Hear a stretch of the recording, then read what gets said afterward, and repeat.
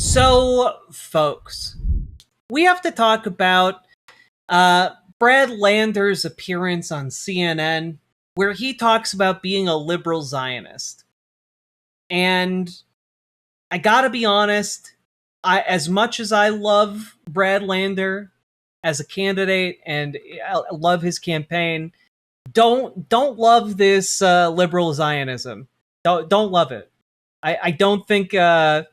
I don't think it's the compromise position a lot of folks in the Democratic Party seem to be trying to make it into.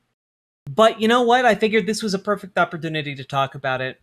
So let's dive into it, shall we? Progressive challengers have ousted 3 incumbent Democrats in primaries just over the past month. 2 of those happened right here in New York City. Brad Lander and Daraliza Avila Chevalier both beat Democratic incumbents and are likely to win their November elections in these deep blue districts. Brad Lander joins me now. Thank you so much for being here. Thank you. I want to ask, we were having these conversations earlier in the show that there's definitely a leftward shift towards where you are philosophically. It showed up in your primary and others.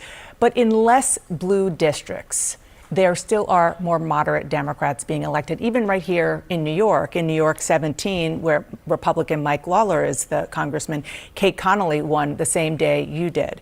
So do you think that progressives like yourself could actually win in a place that isn't deep, deep blue?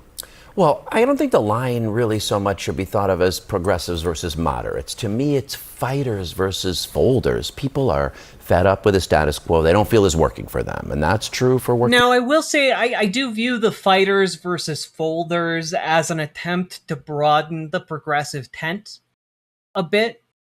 But I do think that at a certain point it breaks down a little bit because not too many, but like the distinction ceases to matter as more and more Democrats out of necessity become fighters, you know?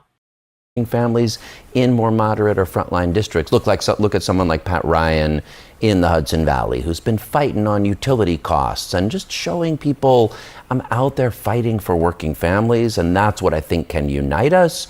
Whether you use Medicare for all and the Green New Deal, or whether you say, let's go confront the utility company that's bilking us, like that's the energy all Democrats need to bring this fall. One of the big reasons you won your primary here is that you separated yourself from the incumbent Democrat Dan Goldman on Israel. You use the term genocide. He does not. You don't want to have the U.S. funding Israel militarily. You call your... And to be fair, these distinctions are why he is not a friend of AIPAC, which is, of course, great, you know? This is a more nuanced policy position than just, oh, he takes AIPAC money, because he doesn't, you know? In fact, AIPAC hates him. Yourself a liberal Zionist. What is a liberal Zionist? I believe in the vision of a Jewish and democratic Israel. I care about the place, but I don't think it's possible for it to be democratic while it's occupying the West Bank and Gaza. And I don't think that Israel's conduct in Gaza, which I do consider a genocide, is consistent with Jewish values. So to me, it's like you stand up and you call it as you see it. I don't want to keep sending U.S. military aid to Israel while it's violating international law and Palestinian human rights. But I want it to actually honor international law and Palestinian human rights so it can be the Jewish and democratic Israel that I... This is the thing, right? The existence of Israel as a Jewish state is contingent on it doing what it's been doing illegally. Like you guys realize the reason that Israel has not annexed the West Bank and Gaza formally is because if it did so, it would have to enfranchise all those Palestinians. And it would cease to be a Jewish majority nation. And so instead of doing that, they've created an apartheid system, right? The issue here is that, it's not a state that just happens to be, Jewish. It is Jewish by, very specifically, a like a defined plan. Like they even have a manifest destiny expansionist ideology called Greater Israel, the Greater Israel Project. And when we're talking about this, we can't imagine that like, oh, well, this state just happened to spring out of the ground. And this is just how it happened to exist. Because that's not what happened, right? It was created by an act of the UN. And the idea here that like, oh, well, it's supposed to be like, you know, a place that is a democracy, everyone has equal rights, and yet it must retain this Jewish supremacy. That doesn't sound like coexistence to me. That doesn't sound like coexistence at all. What it sounds like is a recipe for creating, out of necessity to maintain that ethnic majority, creating ethnic cleansing campaigns, creating genocide campaigns. You know, like it is something that by existing in this way, it precludes their ability to shift course. Which is why, again, one of the things that I talked about this a little bit at the beginning of today's stream, but I'll talk about it again now. I have shifted from like a two-state solution position to a one-state solution position. Because effectively, in a one-state solution scenario, where you have one state in which Palestinians and Israelis have to coexist, and are also both having equal rights and equal protections that are enforced equally. This is the kind of state that destroys the kind of prejudice that has been going in a circular fashion for generations now. And so I also think that there is an incalculable amount of damage done when we talk about Israel being like a Jewish state out of necessity, because it kind of implies that like, oh, all Jewish people belong to Israel. But that's not the case. Israel is a state. It's a nation state. It's a political entity. And a political entity that is of the nature of a nation state is basically designed to perpetuate itself, right? This is not the same as an ethnic group. This is not the same as a religious group. There are tons of Jewish people in the United States, for example, who are not Israelis, who are not, you know, connected with Israel. And Israel enacting genocide on a global stage while saying we are the Jewish state, it makes them less safe, because Israel then co-opts their ethnic and religious identity in an effort to shield itself from criticism as a PR move. And I know that there are a lot of people out there who talk about, the common talking point is, well, do you believe that Israel has a right to exist? No nation has an inherent right to exist. Whether or not a nation exists is a question of power. It's a question of material resources. It's a question of how they are able to leverage that in order to perpetuate these political entities. So the question completely misses the reality, which is, does Israel have a military and military, diplomatic, economic means to perpetuate itself? And the answer there is yes. Because it's not a question of like, oh, is it like if we somehow prove that this nation is acting immorally, does it must now dissolve itself? No, of course not. Immoral nations exist all the time. I would argue all nations fundamentally have different immoral aspects to them. But when we're talking about Israel in particular, like this focus on it being an ethno-state is fundamentally at odds with the concept of democracy, with the concept of freedom, with the concept of equal rights. And that in turn is devastating people internally in Israel and is fueling this violent nationalist sentiment that is expanding Israel out into Lebanon, into Syria, into Gaza, into the West Bank. And I do agree with Brad Lander here when he says that, like, this type of expansionism, this type of violence is, at odds with the Jewish religion itself. I agree with him. It is. But what we're talking about when it comes to, oh, well, I'm a liberal Zionist, you can't just say, well, I support the overall project, just not these aspects of it, because those unpleasant aspects of it are directly related to the nature of the project. And that's why I talk about the fact that in a de facto sense, there isn't a possibility of two states. The West Bank and Gaza and East Jerusalem are functionally under Israeli control. They have been for decades. It's very bizarre to me that for decades, people have just gone along with this fiction that, oh yeah, a two-state solution is possible. But do you believe that Israel has a right to exist?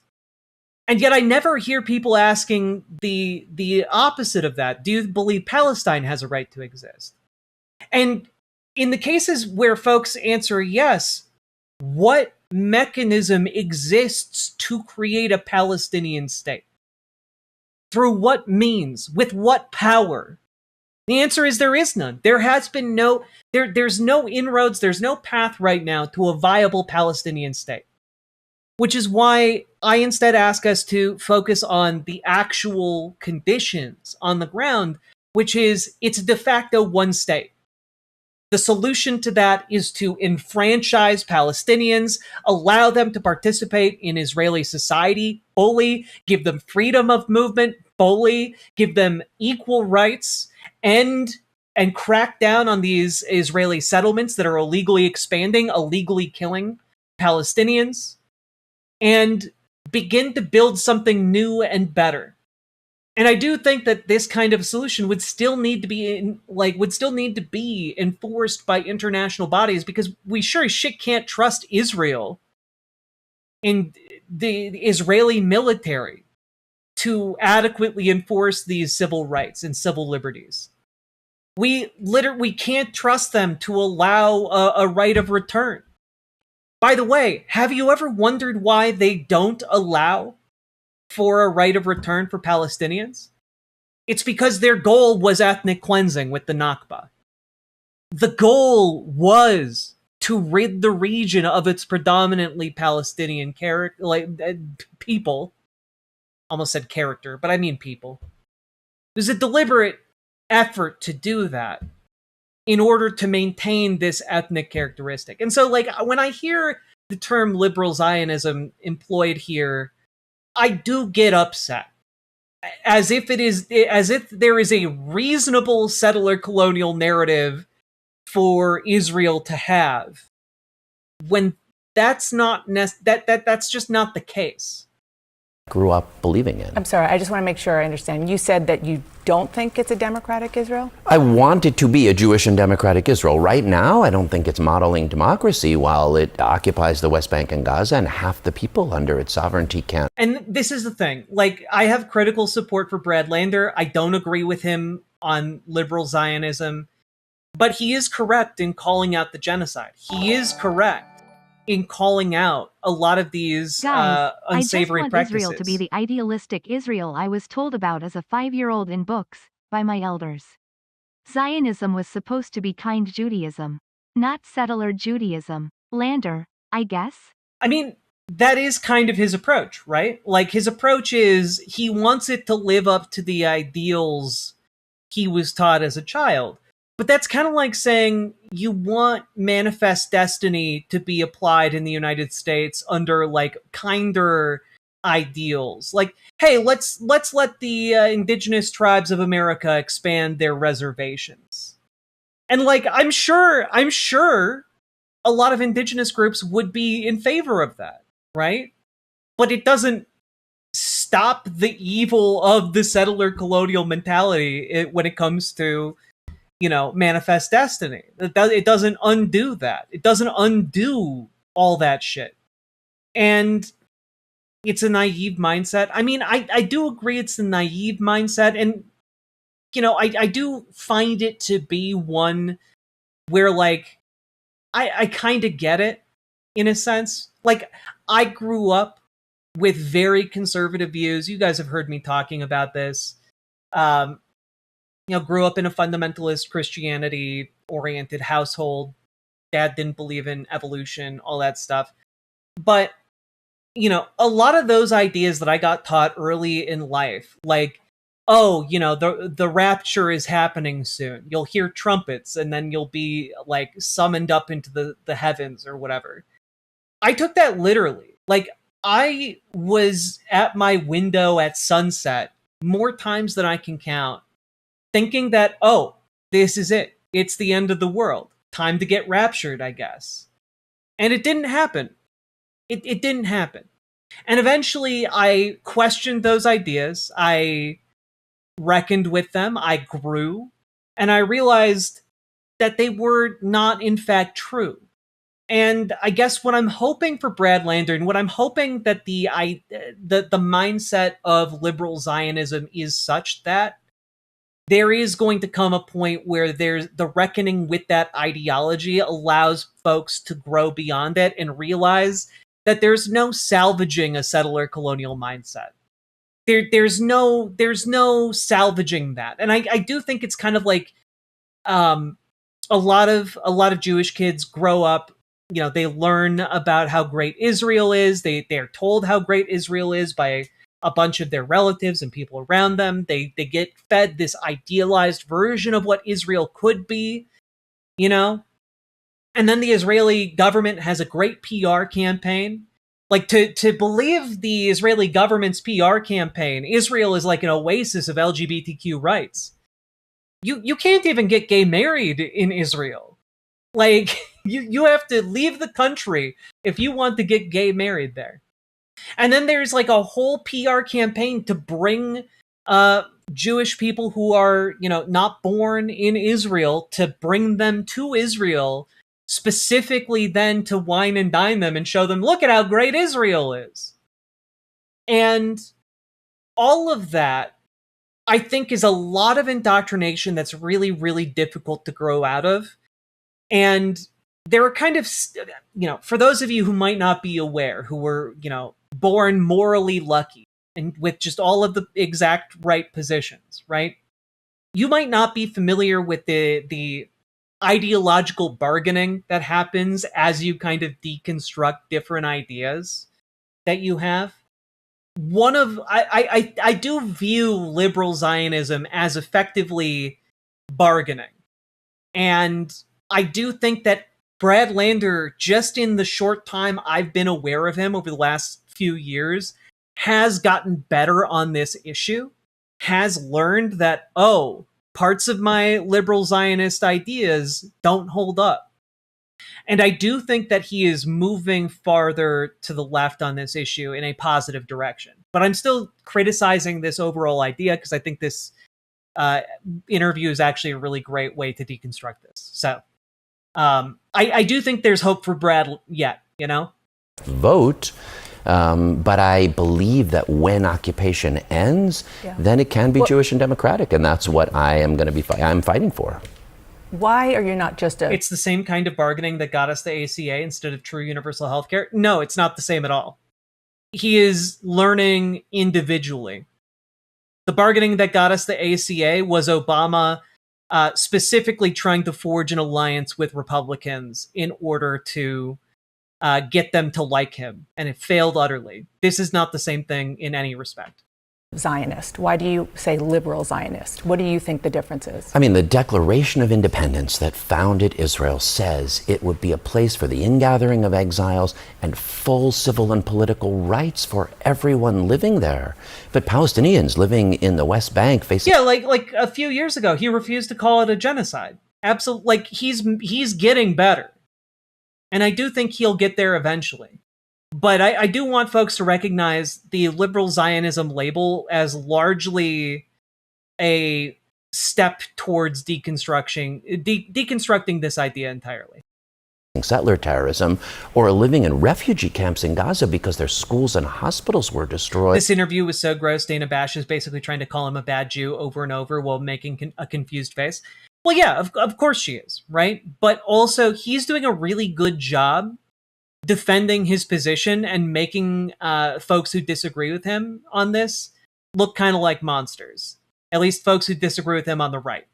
They don't have full political and civil rights, so it is not living up to its founding vision. And to me, believing in Jewish and democratic means you got to fight for the human rights of Palestinians at the same time as you fight for the safety of Jews. I guess maybe a shorthand way of saying it is, I don't think Israelis will be safe until Palestinians are free, and they both need that. Can I just ask you point blank? And I do think that, just from a logistical point of view, if the Palestinian state were to comprise the occupied territories, the West Bank, East Jerusalem, Gaza, would there just be like a giant subway station that stops in those three areas that people take? It's connected underground because, again, the Israeli military really hates tunnels. Specifically when it comes to Palestinians. So, realistically, there's not even, a logistical path forward for a two-state solution when it comes to just the geography of the area. We've talked about this in the past. B'Tselem did a great breakdown of the apartheid situation in for Palestinians in the occupied territories. Essentially how they're systematically cut off from different settlements, different towns, different cities, how there are checkpoints, how you have different rights depending on which city you get born into, etc. There's a whole host of things going on here that logistically make it impossible for a Palestinian state to exist. What are you gonna have Israel dismantle all of the settlements where hundreds of thousands of Israelis now live? That's probably not going to fly. But what could fly is simply saying, okay, one state solution, everyone is enfranchised, everyone has equal rights. We're going to bring in UN peacekeepers who are going to be able to make sure that settler violence ends. That's kind of where we're at as, in my mind, the only viable path forward from where we're at. Do you not call yourself a Zionist because it is a term that many people on the hard left have started to use as a slur against Jews? Well, no, a liberal Zionist is a Zionist. I just want to make clear I'm not a Zionist like Ben-Gvir or Smotrich who want to eliminate Palestinians. So that's why I say it. You can be an American and... Yeah, and that's a honestly fair distinction. Learn. It's really hard to grow and unpack things at all, but to have to unpack things under the eyes of a constituency? We are seeing change that happens normally privately. Yeah, it's a big change for him to make. He's doing it. He's not obviously I'd prefer it if he, aligned with me 100% tomorrow, but that's unlikely to happen. But I do think he is getting there. Also, Cardstockcaster, thank you for the two $5 donos. Very much appreciate the support. Not believe in what Donald Trump believes in. To me, that's what I am here. I believe in the vision of a Jewish and democratic Israel, but it's got to change if it's going to be that. Just this country. Can I ask you one other question on this? Because you talked about genocide and you talked about occupying Gaza. And I've also heard you talk about the fact that Israel went too far after October 7th. What would you have wanted Israel to do when a bunch of civilians, about 1,200, maybe 900 civilians also? I think the perfect answer to this is just to say, Dana, I'm not entirely sure, but it wouldn't include doing a genocide. Members of the military, kibbutzniks, these were peaceniks, Absolutely. like you, who lived on the border with Gaza because they were desperate for Palestinian rights, and they were murdered brutally. If you were asked what would you do in response, what would you have done? I mean, let me first clarify. I think Hamas committed an act of genocidal terrorism on October 7th, and there had to be a response. I mean, priority one should have been return of the hostages, getting them back to their families, and that I think would have been done faster with a political deal. And yes, accountability for the Hamas militants who conducted October 7th, 100%. They claim. But not I mean, like, I'm not opposed to what he's talking about here. Yesterday, my friend shared her ideal vision, what I think is actually a very sensible position. One state solution, but with Jerusalem as an independent city-state led by an interfaith council.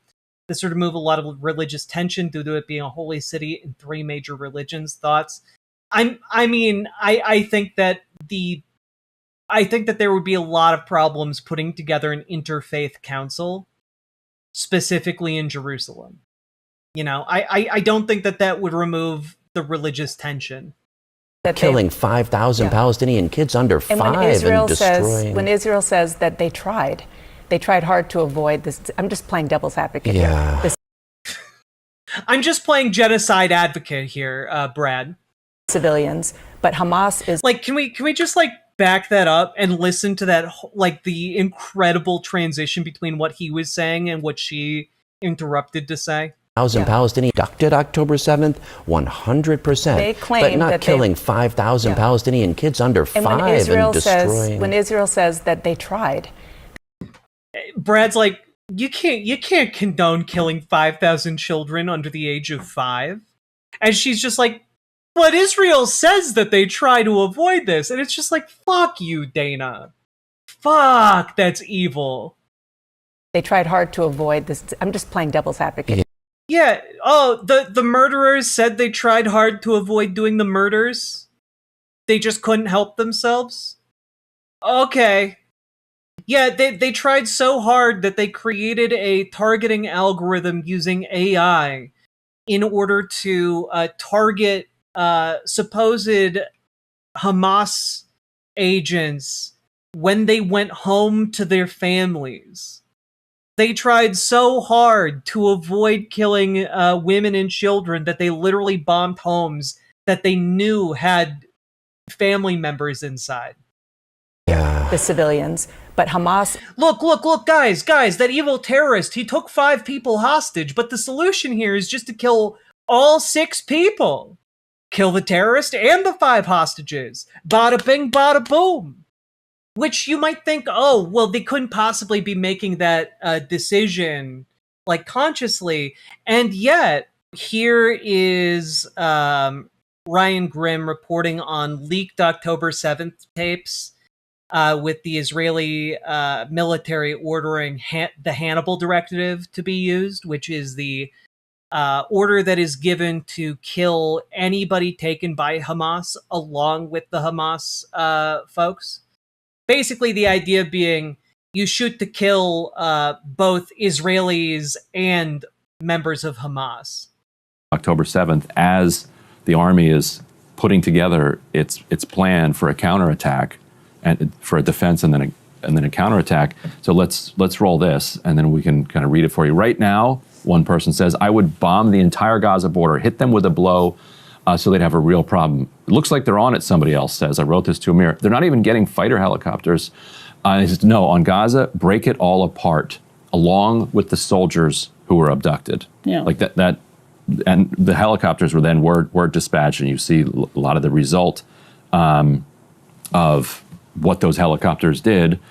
And then Ben-Gvir comes in and says, wait, are you filming me? You could film when I give you permission. Please take this out. So that's when they Yeah, that is a camera recording in a room where they're giving the order to the Israeli military to kill Israeli civilians and soldiers. Just as an FYI. They tried doesn't really carry water when you know that an order has already been given to kill both Israeli and Palestinians. Is so evil that it hid those terrorists and the weapons inside civilian population centers. War crimes don't justify other war crimes and destroying every single school. Yeah, like, Brad Lander is correct on this. Like, he might be a liberal Zionist, but this is the correct position. Like, you don't say, oh, you did a war crime, well, that means we get to do a genocide. That's not how this works. And hospital and mosque and community center in Gaza, and still occupying 70% of Gaza, in addition to being a violation of international law, is just not working. This isn't actually going to make Israelis safe. Can I ask you about today? You endorsed Abdul al-Sayed, who's running against Haley Stevens in Michigan. They're running to be the Democratic nominee. I do think she's moving on here specifically because he knocked it out of the park here for the most part, outside of, failing to use the best possible language. For Senate there. He was asked by my colleague, Isaac Dovere. Yeah, the hard left is called hard because we just are really hard against genocide. If someone could be a Zionist and a progressive, here's what he said. Every definition of a Jewish state ends up in some articulation of illiberal values, every single one.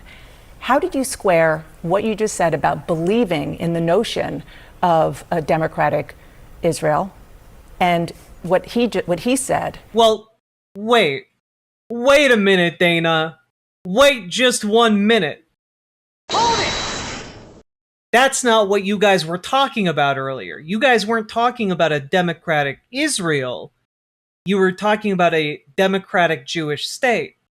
There's a difference. Because Israel could be democratic, truly democratic, if it was willing to enfranchise everyone within the borders it controls. And if they're not willing to do that, it's worth questioning the validity of their status as a democracy.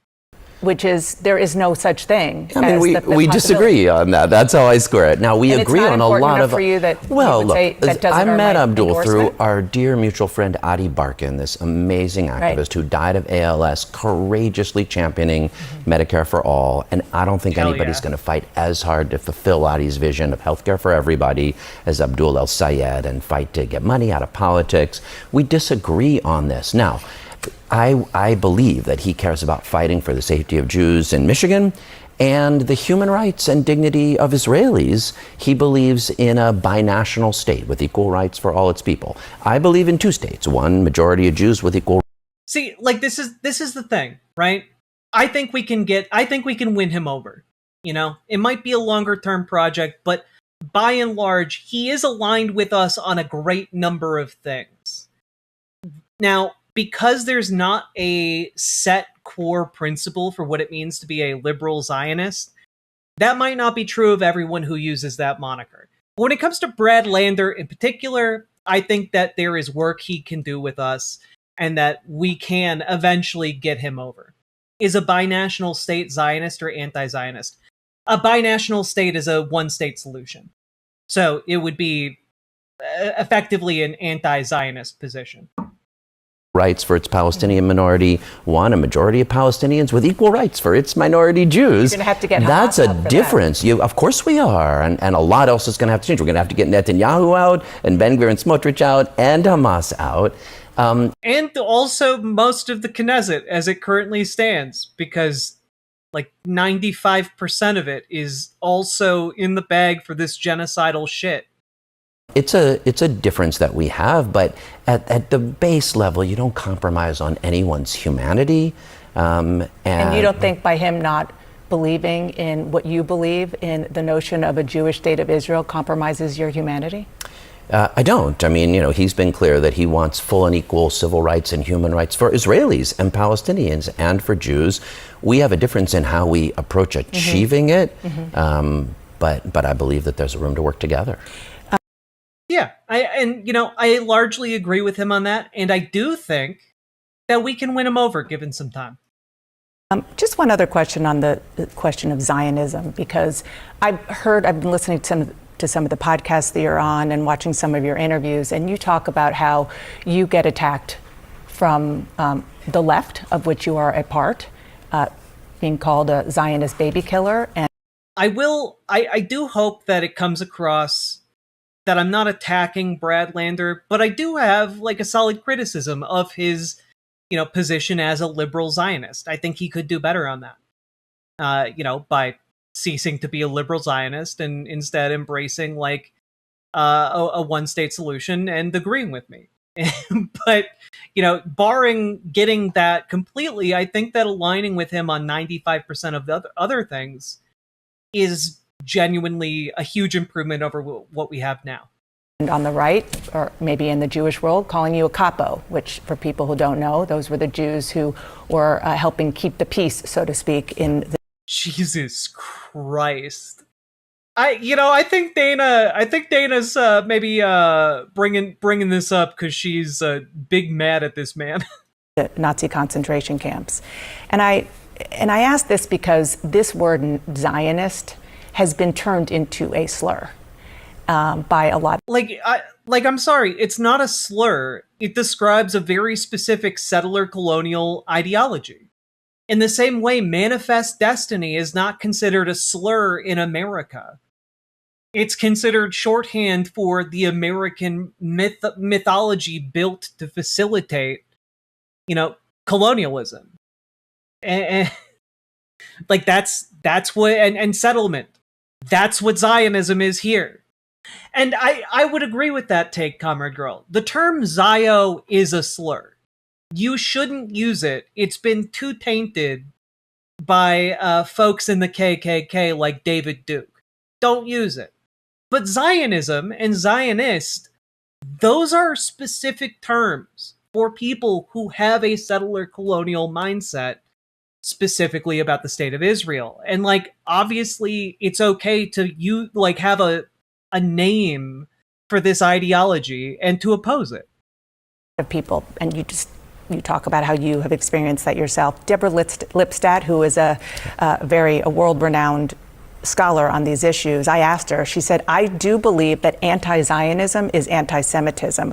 However, I also believe that anti-Zionism has morphed into its own kind of demonization and hatred, a prejudice all its own. This entire interview is an attempt to put a wedge into the left.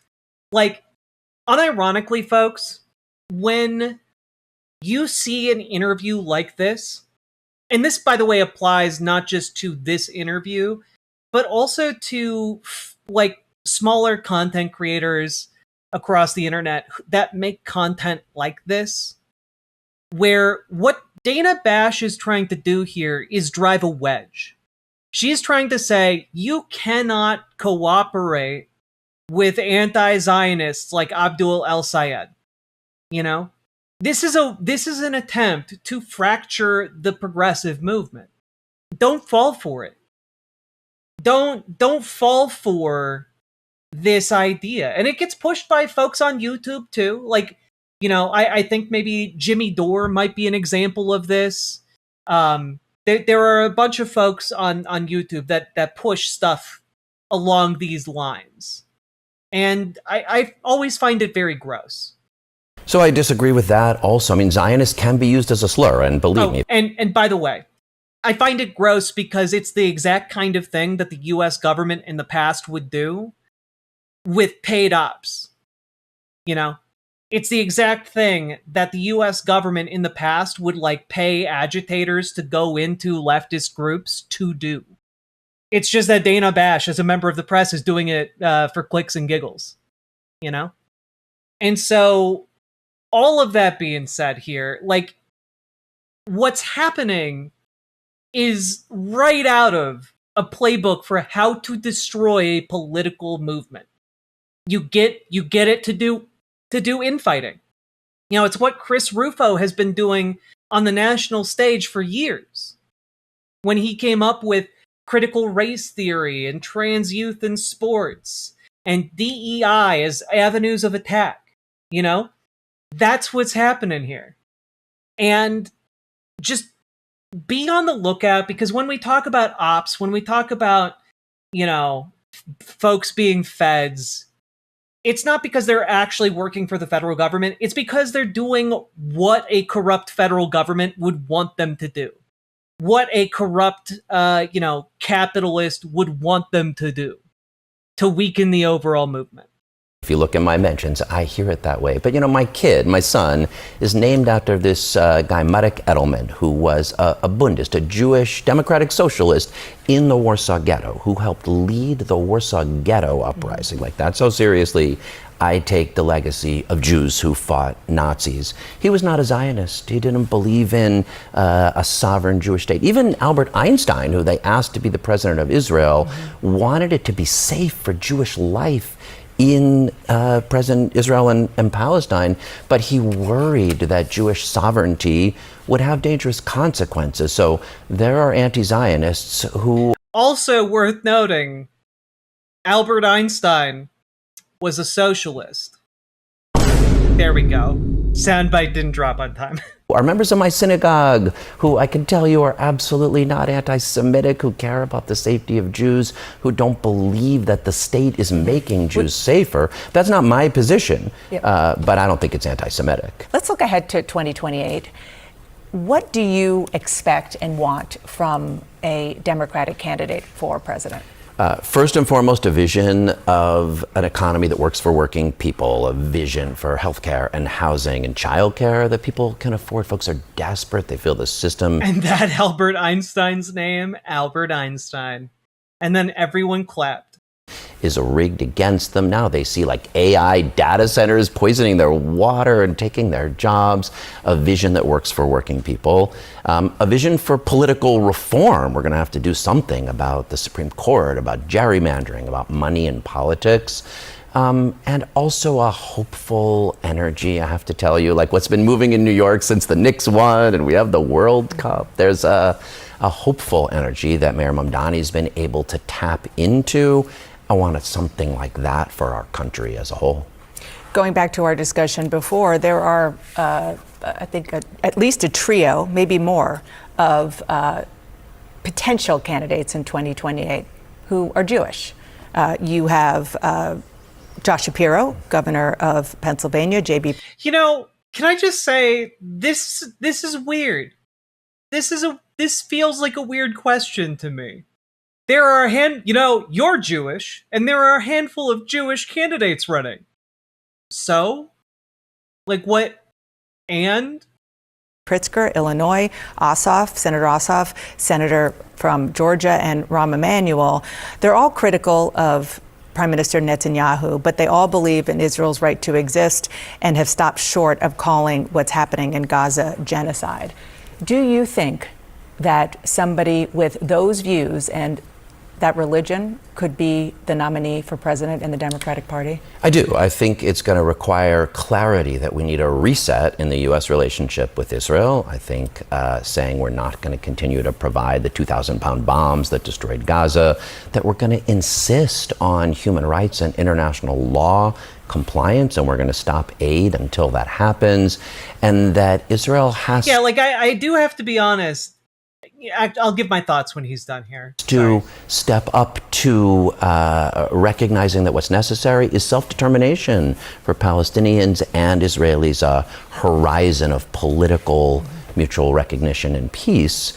Look, and I'm happy to explain to any of them why I think Raphael Lemkin, the Polish Jew and Holocaust survivor who developed the term genocide, the Lemkin Institute considers what's happening there a genocide, like Omer Bartov, an amazing Israeli Holocaust scholar. So is that a litmus test? I don't think it's a litmus test. I think it's something useful for people to look at. Yeah, like it's really disgusting. I agree with you, Rosebud Butterfly. It is truly disgusting to tie all of the faiths of those different potential Democratic candidates for president in 2028 to their stances on Israel, right? It's the exact danger that even liberal Zionist Brad Lander here warns against at the beginning of this interview. You know, it makes Jewish people less safe to do this. And grapple and reckon with.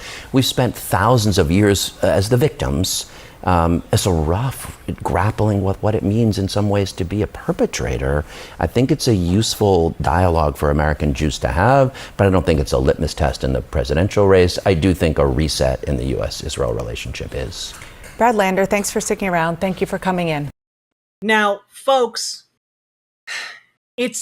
like, this entire interview was one big hit piece.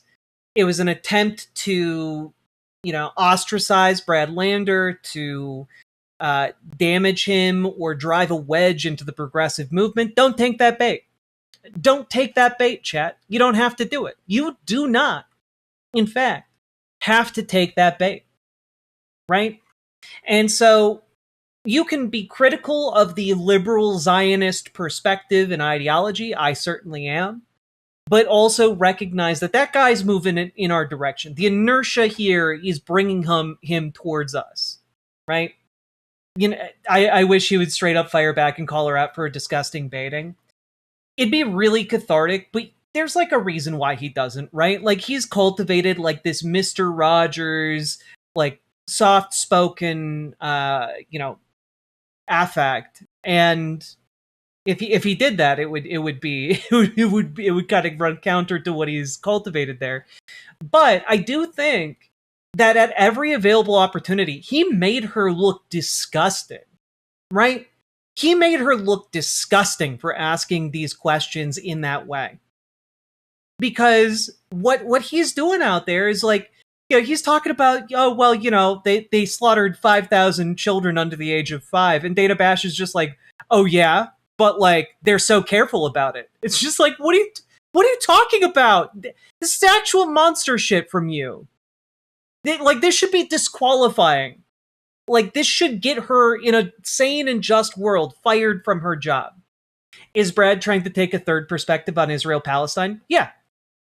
It's called, liberal Zionism. It's the idea of, like, you still believe in the Zionist project of an ethnically Jewish state in the form of Israel, but you believe in doing it the right way, kind of a benevolent Zionism, as opposed to a destructive and invasive settler colonial version. It's, the settler colonialism that somehow uplifts everybody and isn't predicated on ethnic cleansings.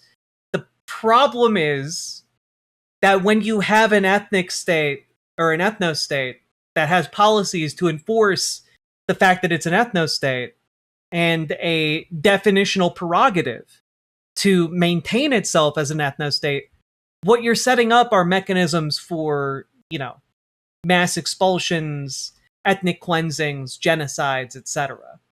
You can build this system with the best of intentions, but when you have at its heart a certain element of, like, out of necessity or malevolence or whatever however you want to interpret it, ethnic superiority or ethnic primacy, like, there's going to be a whole host of effects that out of necessity must exist, and that's where I think he's incorrect in his viewpoints on Zionism.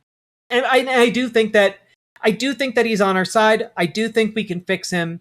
And right now, our entire job is to get over the finish line with as many vehicles as can make it. And his vehicle might have sprung a few leaks, but you know what? I believe he can make it over the finish line. We can make the country better and continue having that conversation, and hopefully he'll come around on it. But that being said, in the meantime, he's open to cutting off arms and ammunition to Israel. He's open to ostracizing them. He's open to ending the genocide and using U.S. foreign policy to do so, the full might of the U.S. state to do so. And I think that is emphatically a win, and a win that we should not be passing up.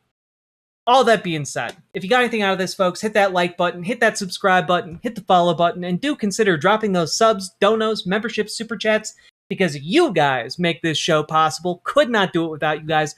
And leave a comment. Let me know what you guys think about, my take on liberal Zionism, where it might fail, where it could be strengthened. Curious about your input. And folks, also, get organized. Join your local DSA. Join your local Dems. All right? If you need help taking those first steps, because we know they can be scary, join our Discord. Reach out to Gamergy for help with your local DSA. Reach out to Dragonfly for help with your local Dems. And folks, we also have a link down below for Progressive Victory, where you can volunteer to knock on doors, do phone banks, text banks, etc., all across the country for a variety of left-wing candidates. Go check them out as well. You can do it, a lot of it, right from the comfort of your very own home. Go check it out. All right? And last but not least, folks, check out ImogeneOlivia.com, gender euphoric lingerie designed from the ground up for trans femmes, tested with cis men, cis women, non-binary folks. It is comfortable, sexy, non-tucking lingerie. Go check it out, ImogeneOlivia.com. We just got a restock of all the sizes, and we have a new color available. Go check it out, ImogeneOlivia.com. Link down in the description. Let's keep on going. Riverboat Jack is going to town. All the viewers gather round. Twitch and YouTube is where she streams. All that content is bursting the seams. Politics, gaming, plenty more. Her sense of fashion you'll adore. So grab your stuff and hop aboard. We're going straight to Jack's Discord.